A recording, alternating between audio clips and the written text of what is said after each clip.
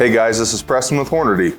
Today I'm going to mount a scope on this Christensen Modern Precision Rifle.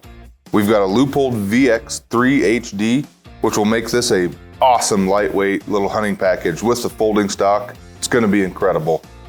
Now I have pulled the bolt out of this rifle for safety and there's no ammunition nearby. First thing we need to do is get the rings placed on the action where it's going to allow us for proper eye relief. Typically I like to put them on the bridges of the action. I'm going to try them out here at first and I'm going to push them forward and just hand snug them at this point. Just in case we need to move them if we can't get our eye relief set just right. Take the Leupold VX3 HD and set it on. And then I'm going to take the ring halves and I'm going to just loosely put them on for now. These Christensen rings take a T15 Torx head driver. So we're just going to tighten these on loosely at this point. Now I'm going to check the scope's placement to and fro on the rifle. The way I like to do it is I'll actually have the scope on max magnification, I'll pick it up with my eyes closed, and shoulder the rifle just like I'm going to hold it in the field. If I see a black ring around the outside, I know that I need to move it forward or rearward to get rid of that black circle. Now if I move ahead, I see a black circle. If I move behind, I see a black circle. That's about perfect for where I need to have this scope placed. So I'll make note of that here. At this point, I'm going to go ahead and torque down the ring bases to the Picatinny rail. These are pretty robust rings and they call for 65 inch-pounds, but just check the manufacturer of the rings to see what the torque spec is. It is very important to use a torque wrench. That way we're not over torquing and damaging anything.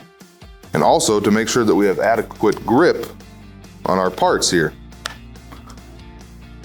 Go ahead and get these torqued over. When they're torqued, the wrench will click just like that.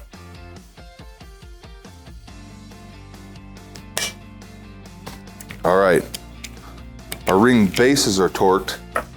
Now we need to level the rifle. I'm gonna go ahead and take the torque wrench back down. That way I'm not over torquing something later on. And the little hack that I like to use is I have a precision ground piece of tool steel here that fits on the raceway of a 2-lug action, just absolutely fantastic.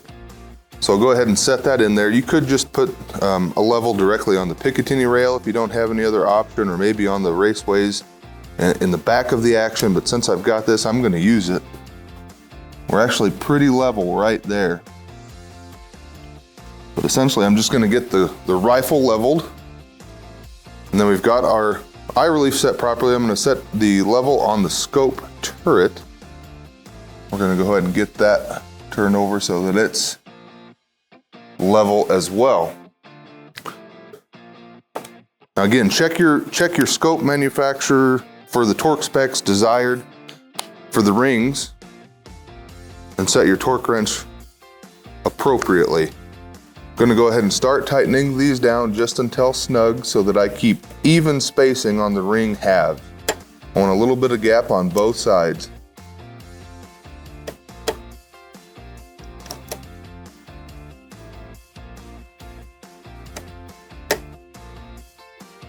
All right, our action is still level. We've got the scope leveled out now. And now it's a matter of working it in these screws in a crisscross pattern. That way we get even torque on the rings until the torque wrench torques over.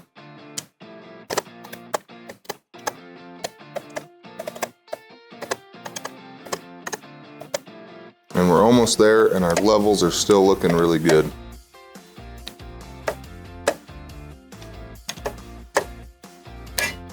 There we go. We're torquing over at this point.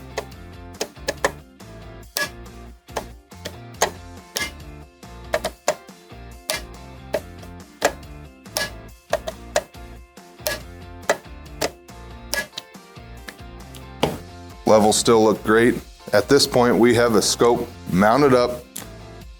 And the next portion of this video, we're going to be bore sighting this scope to the rifle so that we can be pretty darn close at 100 when we start shooting this thing on paper. Stick around.